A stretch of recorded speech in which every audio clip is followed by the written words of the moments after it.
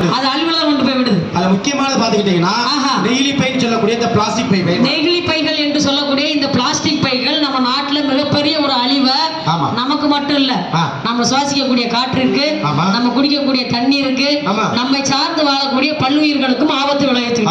சரி, எப்படின்னா நிலத்துல போடும்போது நிலத்துக்கு வந்து மலட்டுத்தன்மை ஏற்படுது. நிலம் வந்து பாலடைஞ்சு போயிடுது. அந்த நிலத்துல கிடக்கும்போது மழை பெய்யும் பாத்தீங்களா? ஆமா. அந்த மழை நீரை பூமிக்குள்ள போகாம தடுத்து நிலத்தடி நீர் மட்டம் குறைய காரணம். நிலத்தடி நீர் மட்டம் குறைவதற்கு காரணமாக இருக்கிறது இந்த பிளாஸ்டிக் பொருட்கள் தான். அங்கங்க தூக்கி வீசினால, அங்கங்க தூக்கி கிடக்கிறதுனால ஆடு மாடுகள் உணவுன்னு சாப்பிட்டு, ஆடு மாடுகள் அதை உணவுன்னு நினைச்சு சாப்பிட்டு பிறப்புறுப்புல அடைப்பு ஏற்பட்டு கண்ணு போட முடியாம இறந்து போகுது. பிறப்பு வாயில அடைப்பு ஏற்பட்டு கண்ணு போட முடியாம இறந்து போகுது. பிறப்புறுப்பு. ஆமா, பிறப்பு வாய்.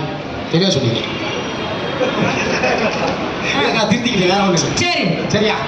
அதுக்கப்புறம் நீரை போட்டு வச்சுக்கோங்களேன். சரி, அங்குள்ள அரிய வகை மீன்கள்லாம் அழிஞ்சு போகுது. அரிய வகையான மீன் வகைகள் இன்னைக்கு இல்லாம போச்சு. ஆமா, கடல் குதிரை, கடல் ஆமை, கடல் ஆட்டை, எல்லாமே, கடல் பசு, இது எல்லாமே அழிஞ்சு போச்சு. முக்கிய காரணம் யார் தெரியுமா? யாரு? மனிதர்களாகிய நம்ம தான். மனிதர்களாகிய நம்ம தான் பிளாஸ்டிக்கை பயன்படுத்தி அங்கங்க போட்டு அதை ஆறு குளங்கள்ல போய் அப்புறம் மழையை வச்சு அதை அடிச்சு கொண்டு போய் கடல்ல விட்டுருச்சு. சரி, அதுக்கு என்ன வழின்னு பார்த்து புத்திசாலித்தனமா யோசிப்பாங்க. புத்திசாலித்தனமா யோசிச்சு என்ன செஞ்சாங்க? மொத்தமா சேர்த்து வச்சு கொளுத்திடுவோம். மொத்தமா சேர்த்து வச்சு பிளாஸ்டிக் பேப்பர் அப்புறம் எரிச்சிட்டாங்க. ஆமா ஆமா, கலர் கலரா தெரியும், எரிச்சு அழிஞ்சிருக்கும்னு நினைச்சுக்கிட்டாங்க. ஆமா, ஆனா அழிஞ்சிச்சா? அழியல. அதுல இருந்து வரக்கூடிய டயாக்சின் அப்படின்னு ஒரு நச்சு புகை உருவாகுது. டயாக்சின் என்கின்ற நச்சு புகை பிளாஸ்டிக்கை எரிக்கிறதுனால உருவாகுது. அதை தொடர்ந்து சுவாசிச்சு வந்தோம் அப்படின்னா, அதை தொடர்ந்து காற்றோட காற்ற கலந்து அதை நாம சுவாசிச்சோம்னா புற்றுநோய் வர வாய்ப்பு இருக்கு. புற்றுநோய் வருவதற்கு வாய்ப்பு இருக்கு. இப்ப நமக்கு குறிப்பா பெண்கள் வந்து நம்ம யோசிச்சு பார்க்கணும். இன்னைக்கு வந்து எத்தனையோ வகையான புற்றுநோய்கள் இன்னைக்கு அதிகமாயிருச்சு.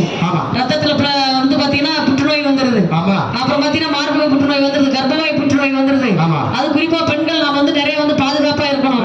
மார்பக புற்றுநோய், கர்ப்பவாய் புற்றுநோய் வந்ததுன்னா எவ்வளவு பெரிய ஆபத்து ஏற்படும் நம்ம யோசிக்கணும். அப்ப ரத்தத்துல புற்றுநோய் வந்துருது.